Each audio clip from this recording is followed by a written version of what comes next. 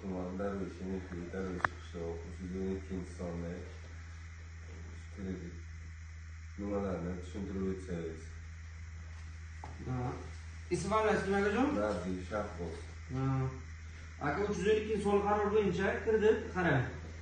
Kamida 6 oy bo'lgan bo'lishi kerak, MTS ochilganiga. Adrot qilgan bo'lishi kerak.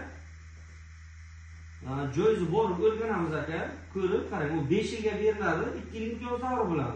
Ayol rahbar bo'lsa 23% bilan beriladi. Erkak kishi rahbar bo'lsa 25% bilan beriladi. Borib joyini ko'ramiz, o'rganamiz aka. Siz O'zbekiston bo'yicha xohlagan joydan ta'minlovchi bilan shartnoma qilish mumkin. Sizga ham ma'qul bo'lgan joyda.